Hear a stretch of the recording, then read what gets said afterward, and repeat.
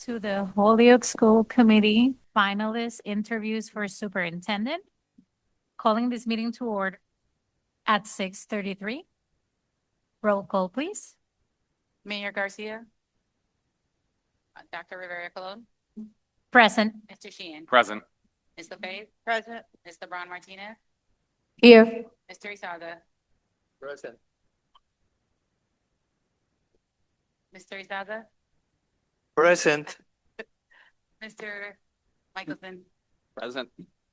Ms. Lubo. Present. Ms. Wilson. Present. And Ms. Tensley Williams. Aquí. All rise for the Pledge of Allegiance.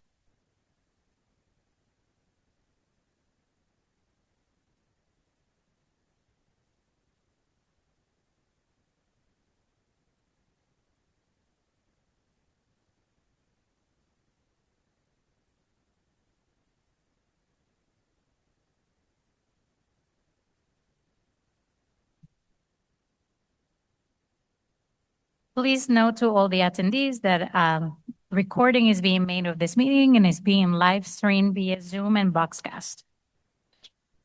Good evening and welcome to Holyoke High School North Campus. Thank you all for joining us tonight for this important milestone as Holyoke Public Schools continues its transition from state receivership to local control. Before we begin, I would like to note that translation services are available for anyone who may need them this evening. There is a check-in table in the lobby where headsets for live translation are available. Antes de comenzar, queremos informarles que hay servicios de traducción disponibles para quienes los necesiten esta noche. En el vestíbulo hay una mesa de registro donde pueden recoger audífonos para la traducción en vivo. The superintendent search process began over a year ago, when the school committee initiated work to refine the job description and posting materials in collaboration with members of the community through the Community Advisory Board. This past September, the school committee conducted a request for proposals and selected the Massachusetts Association of School Committees, or MASC, to serve as our search facilitator. MASC then conducted a series of listening sessions to gather feedback and data from stakeholders across our community to help guide the school committee's work. In November, the official job posting was released. Applicants applied through MASC, with the application period closing in mid-December. The school committee then formed a screening committee composed of school community members, residents, and stakeholders working alongside MASC. The screening committee reviewed applications and invited candidates to participate in interviews in January. These interviews were conducted in executive session and were not open to the public. A total of 9 candidates applied for the position. From that pool, 5 candidates were selected for screening interviews, and from those interviews, the committee identified 3 finalists. These 3 finalists are the candidates being interviewed over the next 2 days now. Once the finalists were determined, the school committee also conducted multiple reference checks last week to gain additional insight into each candidate's leadership experience and professional strengths. This week represents the culminating phase of the superintendent search process. The finalists spent today in the district meeting with individuals they selected to help prepare for this evening's interview. The school committee has developed 10 questions for the interview, which were created in a public meeting. For consistency and fairness, the same questions will be asked each evening, and each question will be posed by the same committee member. Candidates are not subject to a strict time limit when responding. The school committee may ask follow-up questions related to a candidate's response, and the timing and number of follow-up questions will be determined by me as chair. I respectfully ask that members of the audience refrain from clapping during the interview itself and hold applause until the conclusion. The candidates began their day at approximately 8:30 this morning, and it has been a full day of engagement in our district.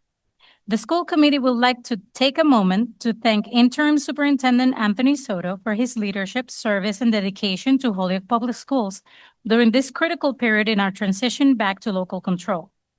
Following the final interview on Thursday evening, the school committee will deliberate here in public in the auditorium. We will openly discuss the qualities we're seeking in our next superintendent, each candidate's qualifications, and the results of site visits and reference checks. We intend to take a vote that evening on the selection of the next superintendent with a start date of July 1st, 2026, pending successful contract negotiations. The school committee has previously determined that a candidate must receive a minimum of 6 votes to be selected as superintendent. We will now begin with candidate Jacqueline Glasheen. At this time, I invite the audience to please welcome the candidate to the stage with a round of applause.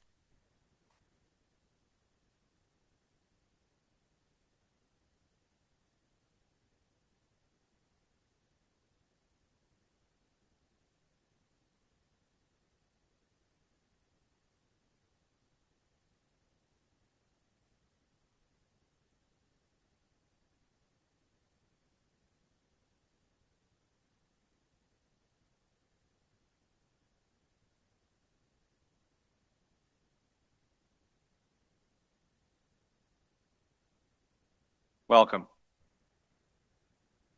Please begin by briefly introducing yourself and summarizing your professional journey. Then tell us what specifically inspired you to apply for the superintendent position in Holyoke, and what about this community and this moment in its history resonates with you. Thank you, Mr. Sheehan. My name is Jackie Glasheen. I am a 34-year veteran of the Holyoke Public Schools. I've been a substitute teacher, an assistant principal, a school supervisor, and currently am the assistant superintendent. The Holyoke Public Schools are in a pivotal moment, leaving state receivership and embarking on a journey back to local control, which we haven't had in 10 years. There are moments in a district where we need a new set of eyes and we need someone to look at the puzzle. And I said this in our meet and greet, because we've been looking at it so long and we need an outside perspective. I feel strongly that at this moment in the Holyoke Public Schools, we need somebody, a strong leader with institutional and community knowledge in order to leverage all the resources needed to support our students. And I feel at this time, the Holyoke Public Schools needs Jackie Glasheen.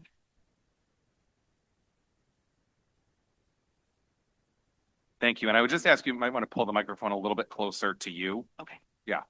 Great. Thank you. Mr. Isasa.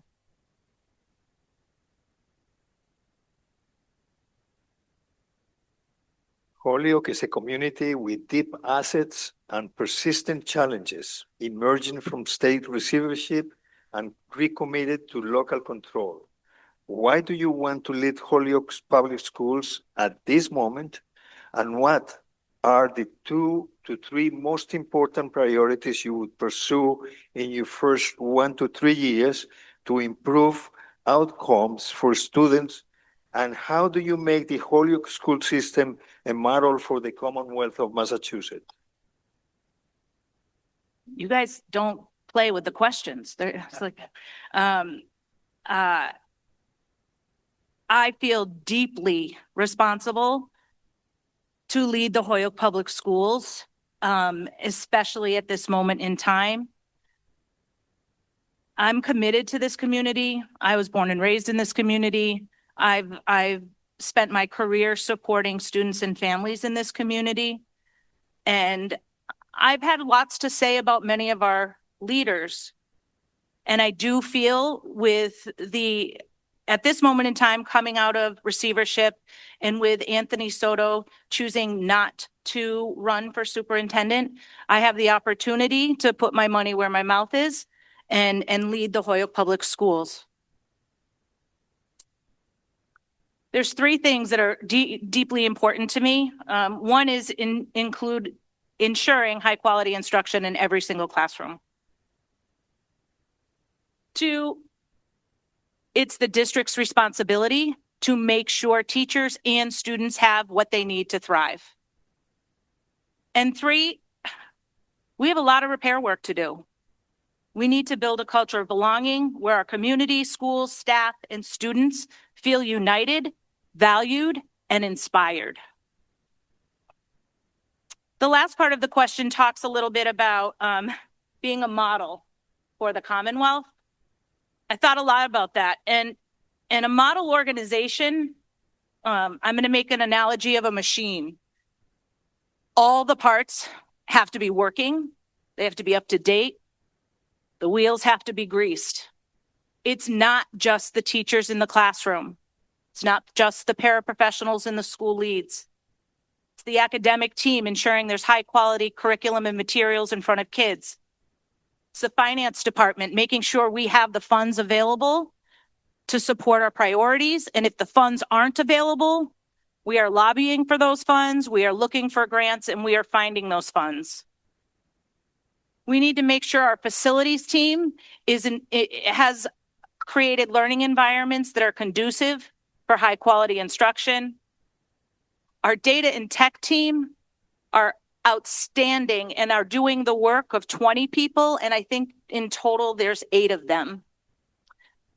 Enrollment and communications, human resources, pupil services, all of those individual cogs in the wheel need to be strengthened so that we are a model for the Commonwealth, and that's not going to be an easy task.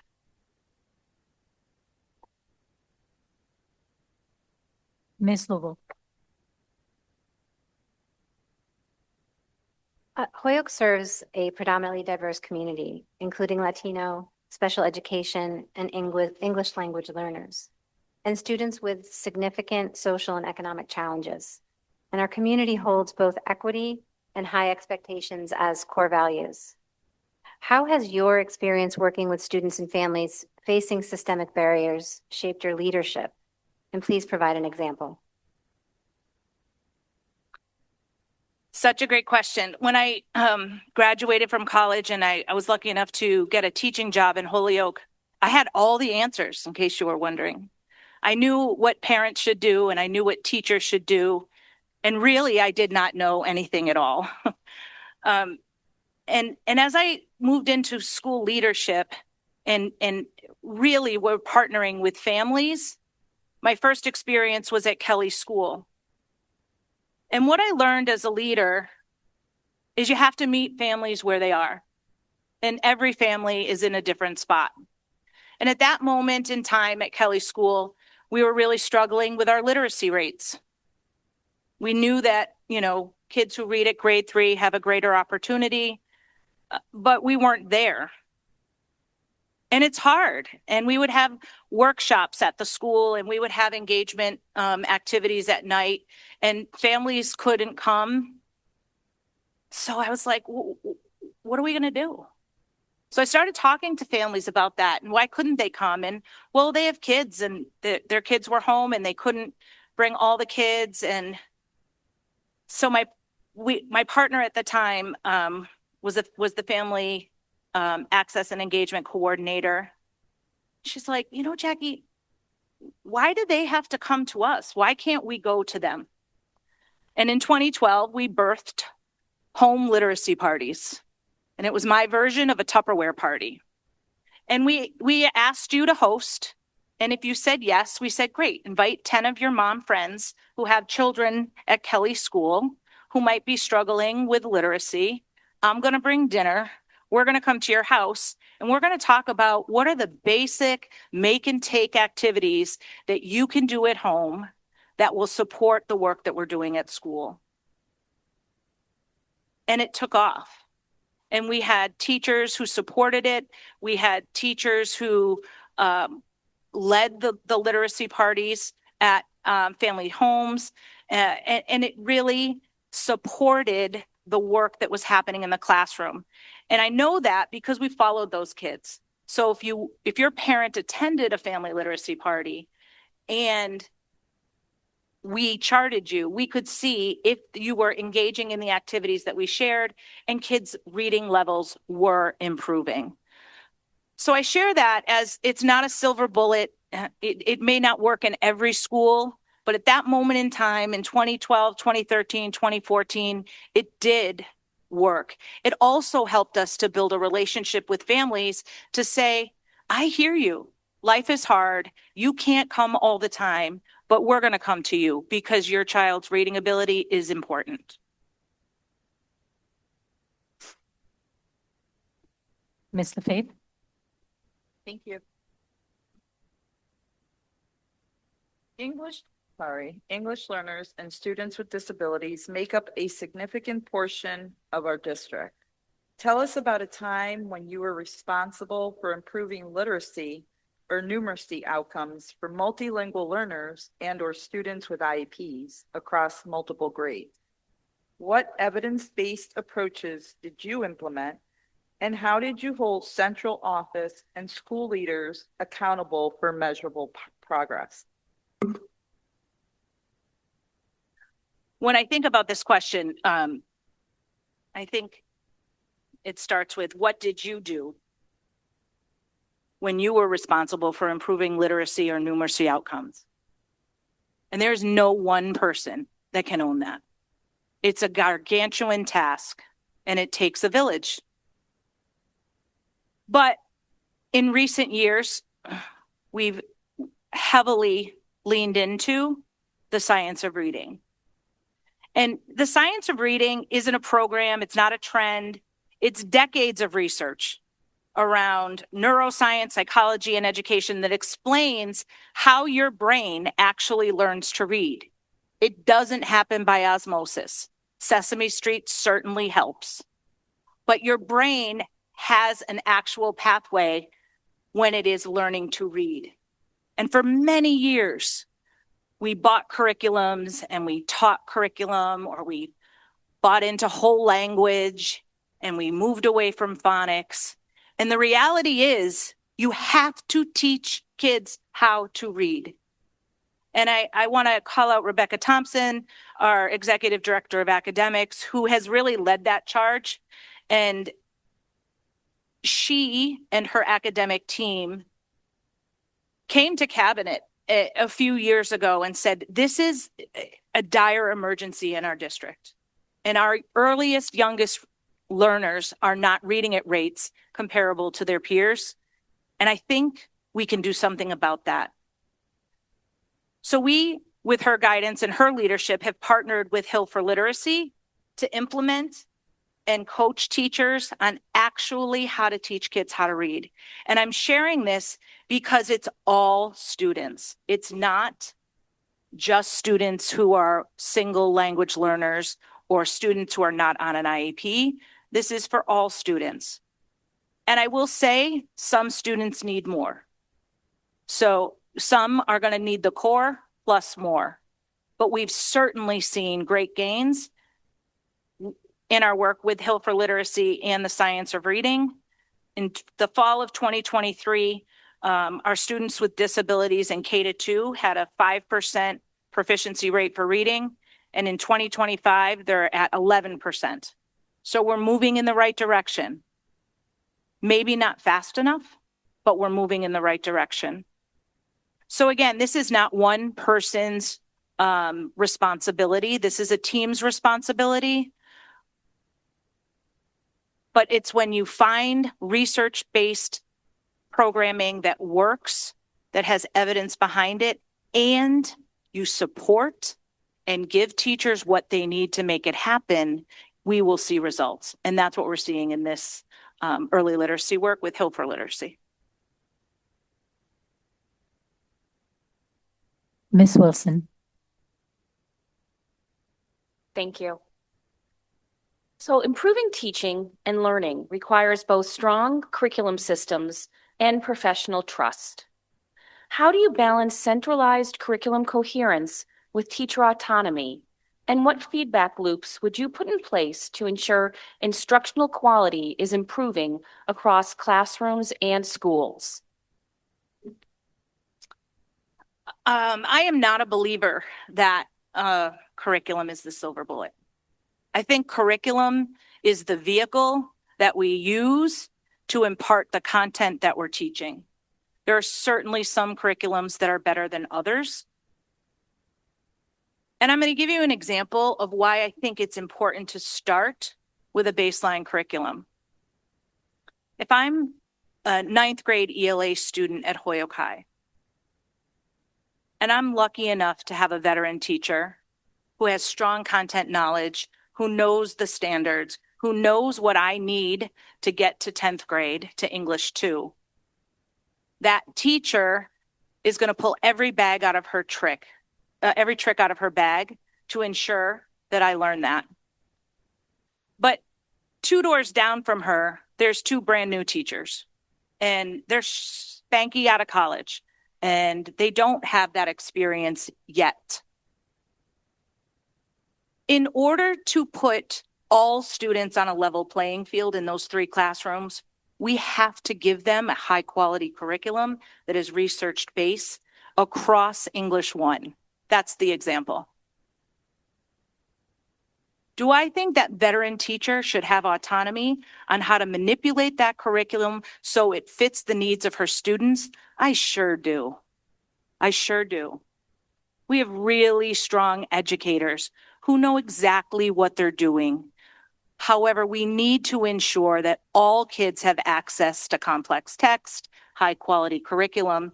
So we do need to ensure that that is provided to all teachers in all grades and in all contents.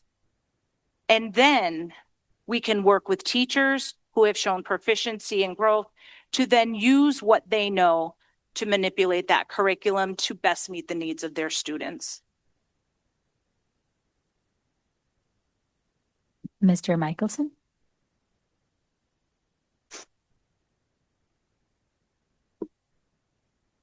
Chronic absenteeism and concerns about discipline continue to affect student success in Holyoke. Give an example of how you addressed chronic absenteeism and school climate challenges in a prior role. How did you balance restorative practices with accountability, and what impact did your approach have on student engagement or attendance?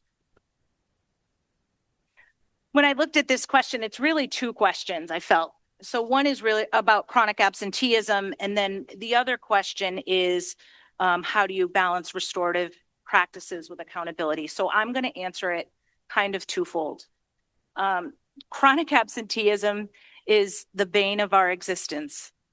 We have many families with many challenges. So the example I'm going to give is, again, I was at Kelly School. I was the principal. It was 2012. We had moved the attendance zone.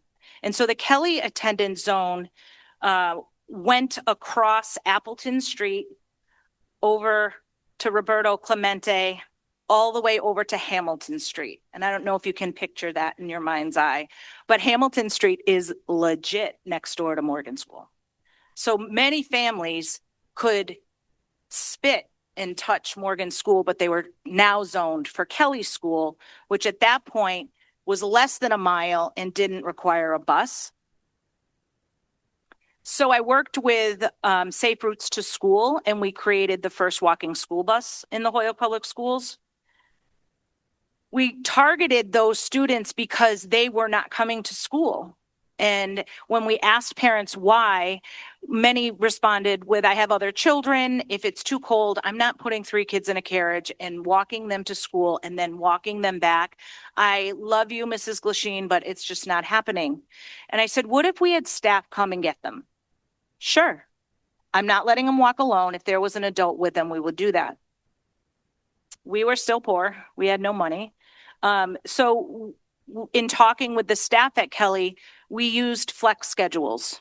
So we would allow them to have their prep at the end of the day if they wanted to be on the walking school bus. So they'd come in a little early. They would walk the route. We had signs put up along the way. They'd pick the kids up and walk back. And then they would get to leave 35 or 40 minutes early during their prep because we did not have the money to pay them. For those 35 kids that it affected in that zone, they improved their attendance by 60%, and we lowered the tardy rate by 70%. The byproduct of that walking school bus was the relationships built by the staff when they were walking to school. So I would walk for fun sometimes, and they sang, and they danced, and they skipped.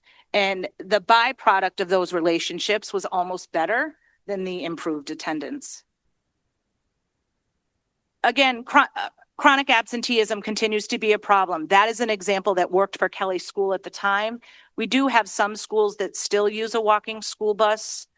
It is not the silver bullet for every school, but it worked for us at that time. Talking about restorative practices in the meet and greet and in my search interview, the first interview, I talked a little bit about how my philosophy and my leadership on suspension has grown and changed and evolved over the years. And when I moved to Ian White and I became the principal at Ian White School, it was still a K-8 school, and we had many middle schoolers who were struggling. And suspension was not supporting any of the behaviors that were getting them suspended. So my leader team and I really thought about what are we doing differently for these kids when they come back? And how are we teaching them replacement behaviors that are more conducive to the school environment? So for example, if Ellie gets suspended for fighting and she comes back in, the reentry meeting included her, it included the family, and it included brainstorming. What happened before that? What happened after that? What are some things you could have done differently? What could we have done differently at the school to ensure that that original antecedent did not happen? And those reentry meetings really changed the course of our suspension rate at Ian White School. Kids felt heard, they felt seen, parents felt as though their students were getting something and not just being disciplined.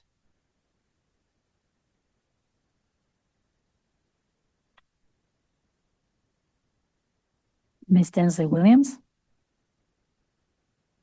Holyoke has experienced significant teacher and turnovers for many years. How would you diagnose the root causes of retention challenges?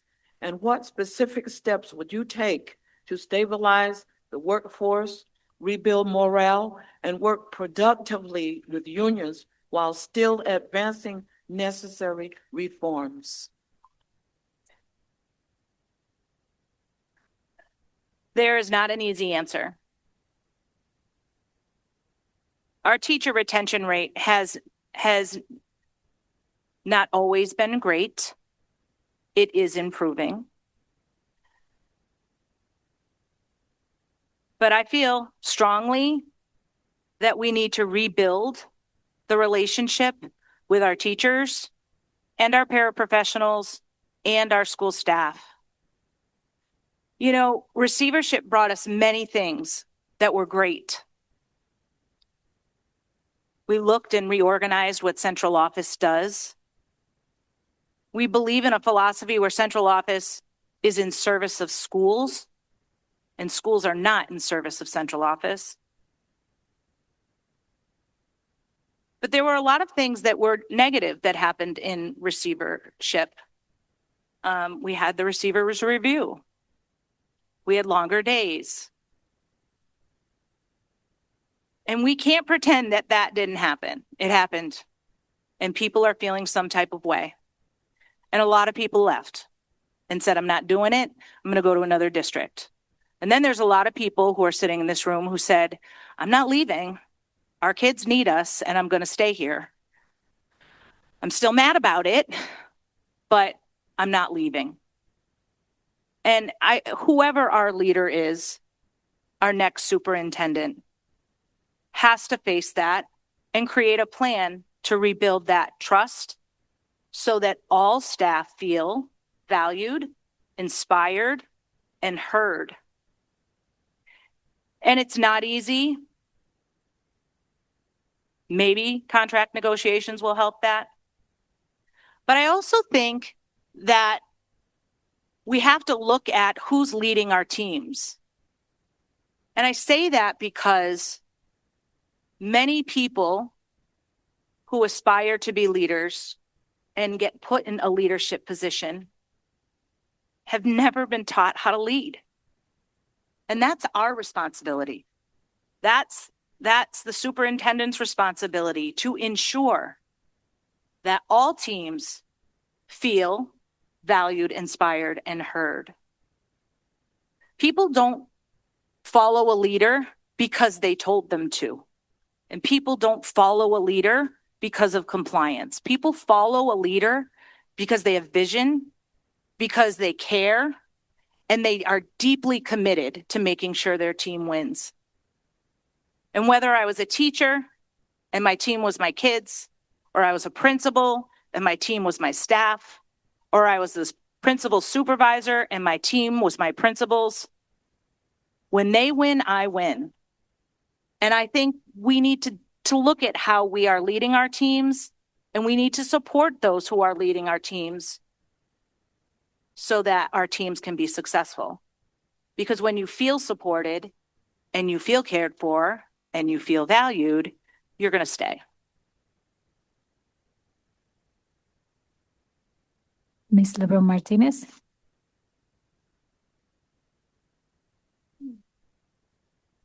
Many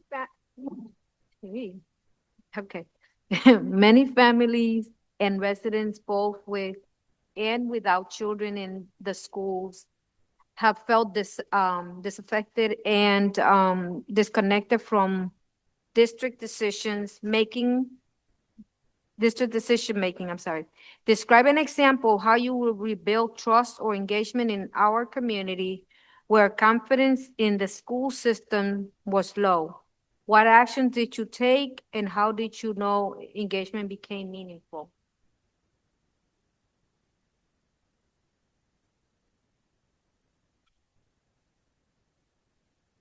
Many of our decisions often come top down, and we don't get the feedback that is deserved. I think a lot about Mildred. I'm going to go back to Kelly's school again when we were together. Mildred came to me and she said, how come you don't have uniforms in this school? We need to have uniforms. I was like, Mildred, it's a public school. We can't have uniforms. You're crazy. She said, yeah, I'm going to get a petition. We're going to school committee. And I think at the time we had like 607 kids at Kelly's school, and she had 407 names in front of the school board that said, we are engaged, our voice needs to be heard, and this is what the Kelly school community wants. And it happened. And we implemented uniforms at Kelly School for many years. I think Kelly School still has uniforms, although they are optional at this point. But that's one example where, you know, the voices of families and the voices of parents are often not heard, or maybe they're heard and not listened to. And they know their children best, and they know their neighborhoods best. And as leaders, we need to pause and stop thinking what we think is the right thing and listen to those who may have the answer. So that's one example, how that engagement and that conversation started small and became extremely meaningful. I'm going to give you another example. I was at Kelly School again. It was 2016. And Izzy Rivera came to me and he said, I want to have a Flats family dinner. And we're going to feed the whole Flats. I was like, you're crazy. He's like, no, I'm going to do it. Will you help me? And I was like, of course I'm going to help you. I'll do whatever you need. And I met with him, and I met with Priscilla, and I met with Justin, and the first holiday dinner was held in 2016. I think we had our 10-year anniversary this year, and it was standing room only. Everything was donated. Families felt a part of a community. They felt seen, and we filled a gap, a need with that holiday dinner. And both of those examples were grassroots efforts that came from our community and our families. And if you don't listen to those good ideas are going to pass you by.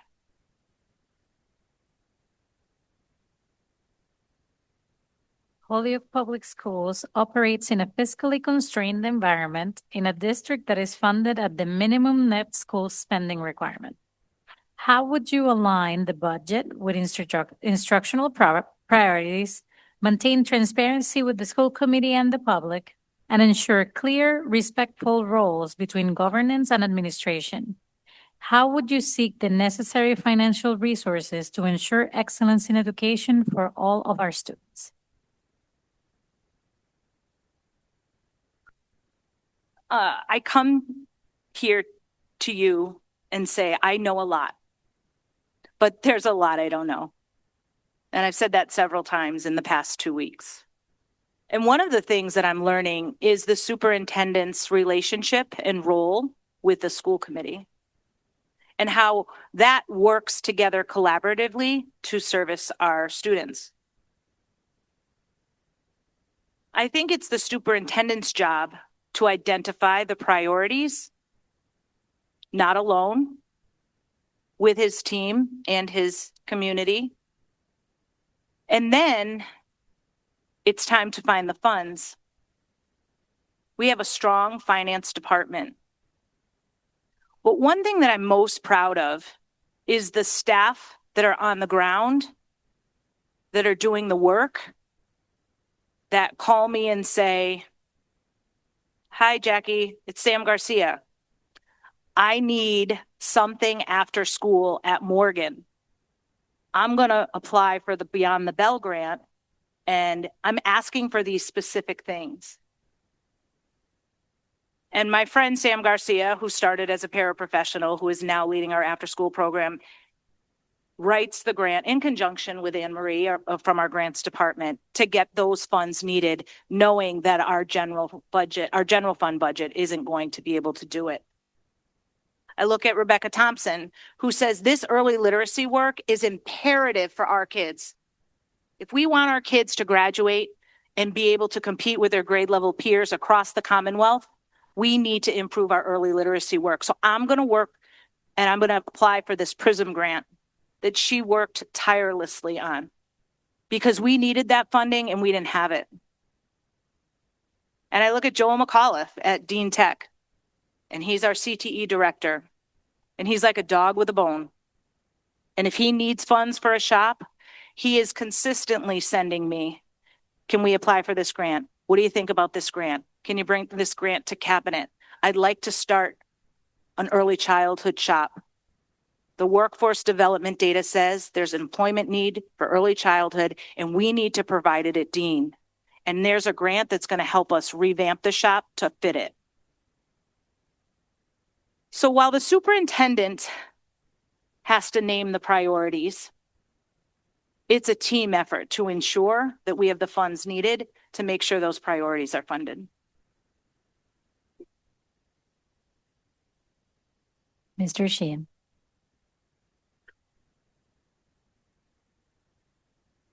Leadership often involves making difficult decisions, especially early in a new role. Please describe a time when you made a decision and upon reflection was not the best choice for your school or team.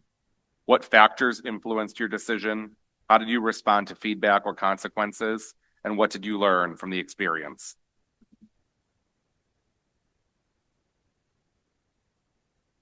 I want to preface, I don't know how I'm going to say this because I know what my friends in the audience are going to say. We did some work on strengthening school leadership. When we applied for a grant, we got the grant from the Barr Foundation. And with that money, we partnered with an instructional company called Relay. Put the red cards down. Here's the thing. I would do it all over again.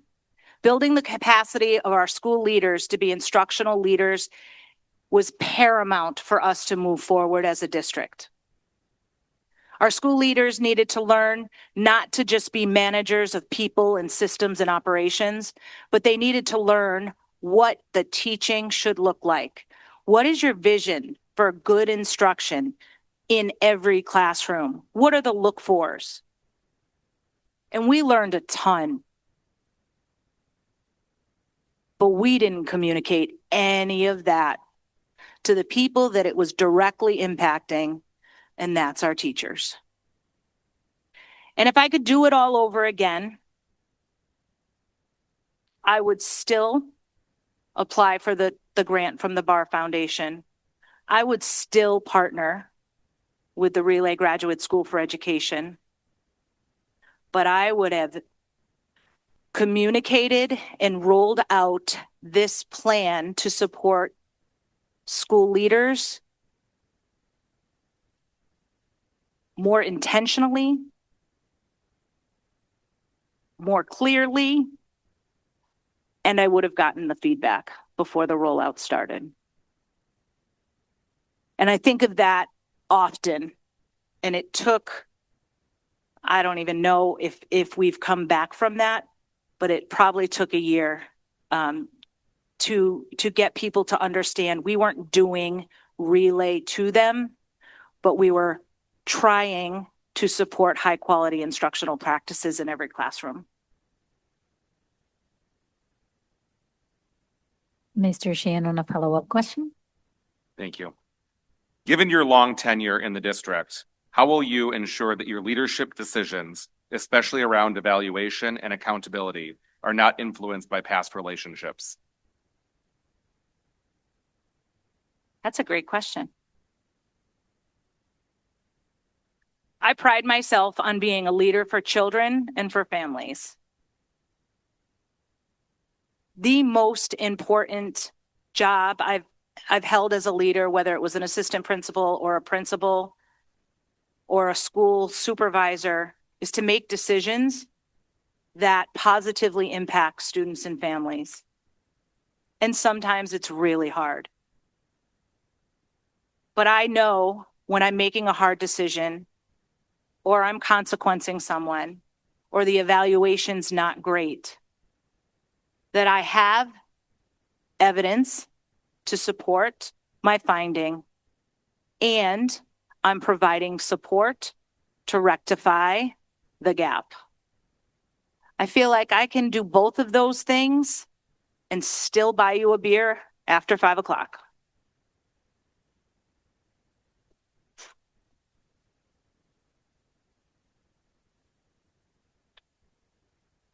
Please describe a specific situation where you had to lead your school or team through a crisis.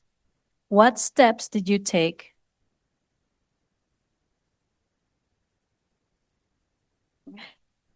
To manage the situation, communicate with stakeholders, and support your community.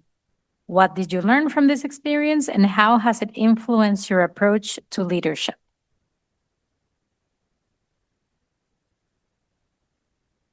When I was answering these questions, I actually was happy that I had so many experiences that relate to many of these.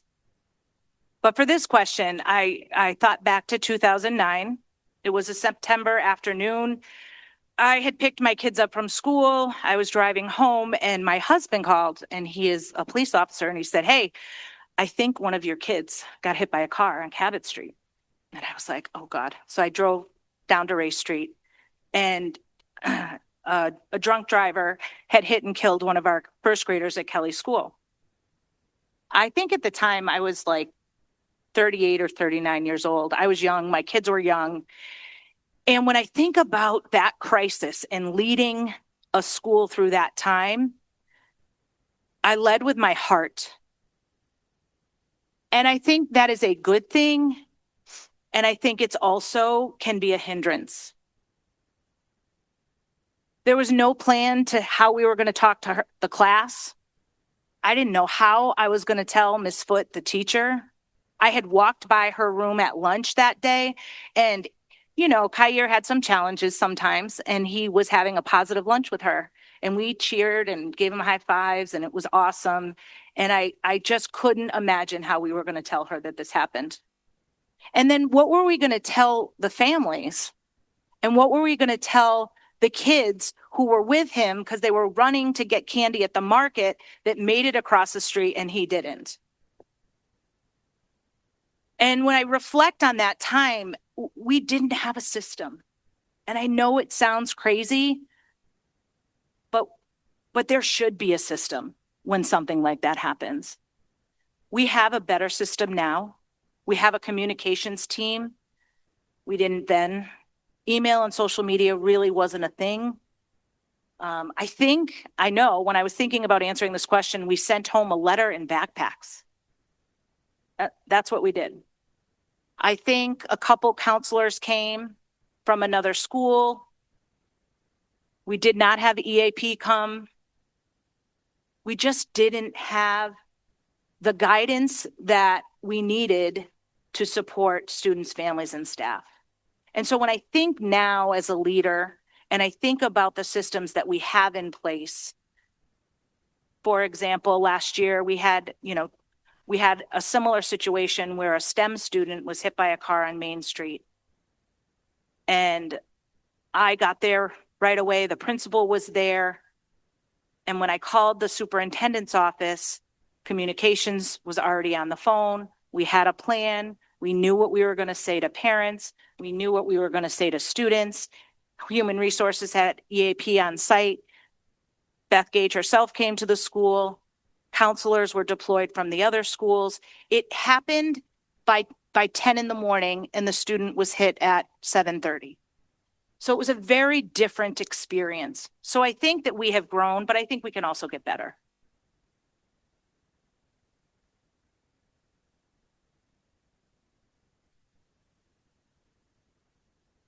Mr. Michelson on a follow-up question. Ms. Glasheen, I've liked a lot of the responses you had to a lot of these questions. One of the big questions I have burning in my mind is, sure. One of the things that comes to my mind a lot is you've been in the Holyoke Public Schools for a very long time, right? And I have two questions about that. One is, right, can you give an example of leading up and how you've provided leadership to people above you in a lot of situations? And then the second would be, can you tell me, like, as a superintendent, how the district's going to change with you as a leader? The first part of the question is how do I manage up? Great. I think managing up is hard.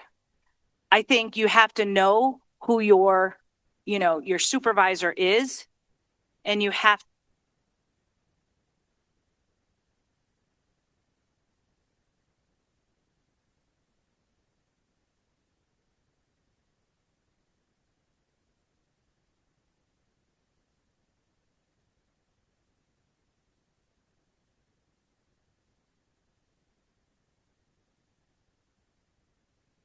I think you need to know your supervisor's strengths and your supervisor's weaknesses and support.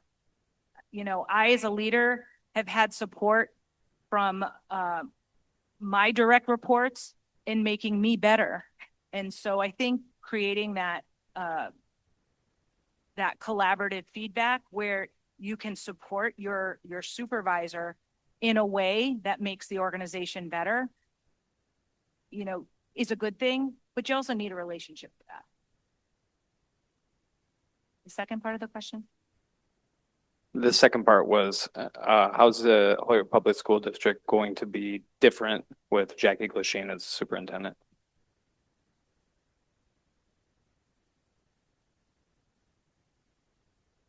I think I'm really good at the technical aspect of leadership. I'm organized. I have good follow through. I'm committed. But I also think I'm really strong in the adaptive skills.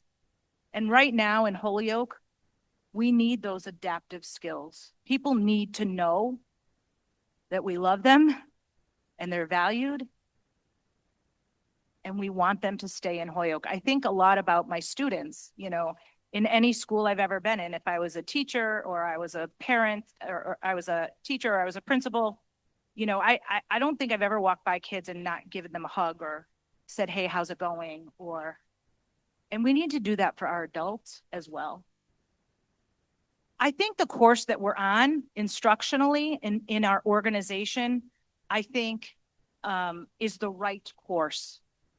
I wouldn't change anything about that. I would spend a lot of time listening and learning to the people who are on the ground. And what is it that is missing that you need so that you can work and be your best self for our kids? Because when our staff are feeling supported and valued and they are at their best, our kids are getting the best of them. And I'm part of that right now. I'm in a leadership role right now.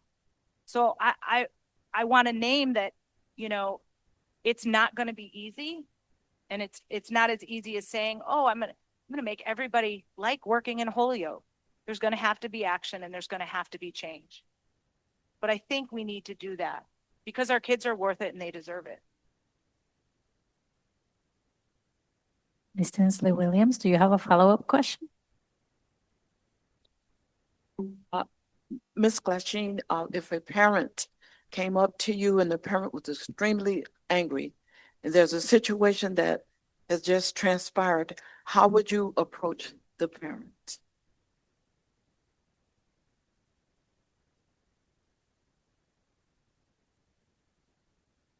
I think I'm pretty good at that. When parents come to my school, to my classroom, to my office, and they are heated, they are advocating for their kids, the most important humans in their life. And I can't take that personally. I have to hear them. I have to give them space. I have to hear them out, even if it hurts, even if I might not agree. But I think it's really important that we don't stifle the voices of our parents and we hear them out and validate them. Thank you. And then work together to find a solution. I did not want to cut you off. I thought you had ended. No, I am so sorry. no worries. Okay, Ms. Glasheen, in closing, thank you so much for being here, putting your name out there for this position. So in closing, we'll conclude by giving you an opportunity to offer any final thoughts. Please share one or two key messages you would want this committee and the Holyoke community to remember about your leadership and why you believe you are the right person to lead Holyoke Public Schools at this moment. Thanks, Mildred. I have put together an entry plan that I'd like to share with you all. Take one and pass.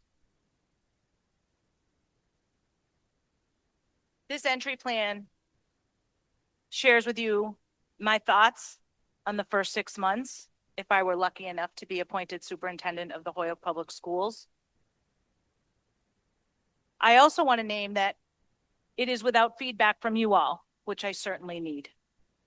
But I wanted you to know that I am committed, that this is my life's work, and this is what Holyoke needs right now. Holyoke is a community rich in culture, pride, resilience, and hope. Our families want the very best for their children. Our educators come to work every day driven to make a difference, and our students have limitless potential. This entry plan is the beginning of a shared journey, one built on trust, partnership, and a fierce belief in the promise of our young people. Together, we can write the next chapter for Holyoke Public Schools, grounded in strong instruction, meaningful belonging, and the systems that give every student and staff member what they need to thrive. Some people come to Holyoke to build their resume. I built my resume to lead Holyoke.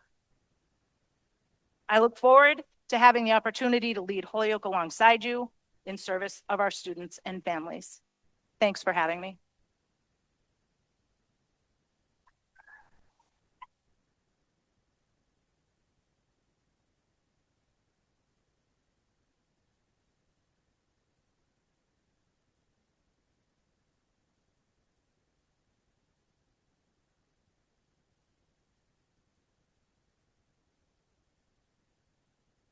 On behalf of the school committee, I would like to thank candidate Ms. Glasheen for meeting with us this evening. Please join me in giving another round of applause. As